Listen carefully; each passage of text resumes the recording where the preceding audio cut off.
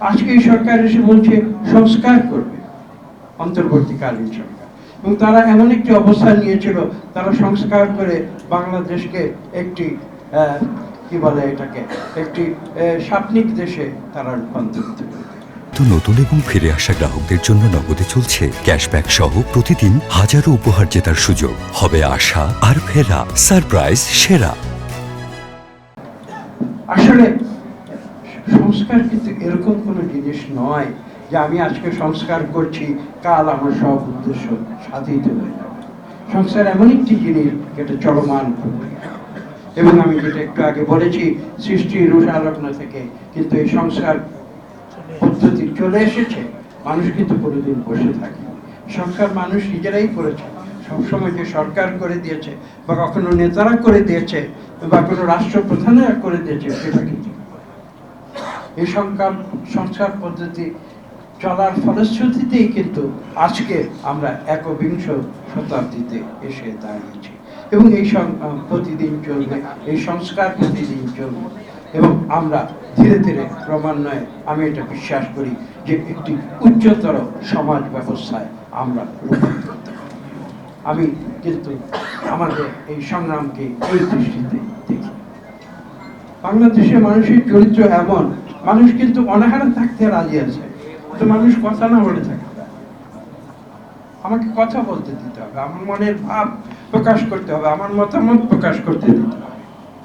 এটা আমাদের চরিত্রের ভেতরে একেবারে আসীন হয়ে আছে, এবং সেই কারণেই কিন্তু আপনারা লক্ষ্য করেছেন যে যতবারই বাংলাদেশের 54 বছর ইতিহাসে বিভিন্ন ফ্যাসিবাদী বা কায়েমি সরকার এসে মানুষের বাক রুদ্ধ করে দিতে চেয়েছিল, প্রত্যেকবার কিন্তু তারা ব্যর্থ হয়েছে।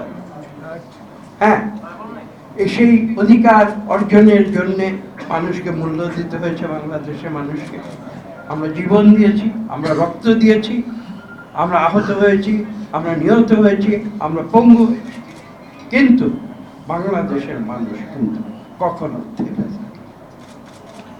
তারা প্রতিবাদ করেছে, এবং বারবার সেই প্রতিবাদের ফলশ্রুতিতে আমরা কিছু না কিছু অর্জন করেছি। হতে পারে সবকিছু আমরা অর্জন করতে পারি, এটা সত্য। এবং এই যে আধুনিক যে রাষ্ট্র ব্যবস্থা, দেখুন আমি খোলাখুলি কথা বলছি, আপনারা যেটা একটু আগেও বলেছে, আমাকে ক্ষমা করে দেবেন, যে রাষ্ট্র ব্যবস্থা আমি সব মাঝে মাঝে মনে করি একটা নিষ্ঠুর ব্যবস্থা, যেটা মানুষের যে অনুভূতি, সেই অনুভূতিগুলোকে ভোতা করে দেয়।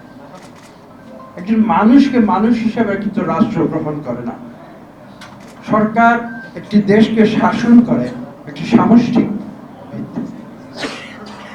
আজ জানি না, পলিটিক্যাল সায়েন্সের ছাত্র আমি নই, কাজেই সেই গুরু তত্ত্ব নিয়ে আমি কোনো গুরুত্বপূর্ণ কথা আমি বলতে পারবো না, কিন্তু তার সত্ত্বেও দেশের তৃণমূল পর্যায়ের মানুষের সঙ্গে জীবনের অর্ধেকের বেশি সময় কাটিয়ে এখন আমি মাঝে মাঝে প্রশ্ন করি যে আমরা মানুষ আমাদের নেতা বলে, আমরা নেতৃত্ব দেই বলে দাবি করি, আমরা দেশ পরিচালনার দায়িত্বে যাই, মানুষ আমাদের ভোট দেয়, তারপরেও আসলে মানুষের সত্যিকার কল্যাণে আমরা কতটুকু কি করতে পেরেছি, আমি সেই প্রশ্ন নিজেকে করি। এবং আমি বিশ্বাস করি আগামীতে যে সরকার বাংলাদেশে আসবে তাদেরকে কিন্তু সেই প্রশ্ন নিজেদেরকে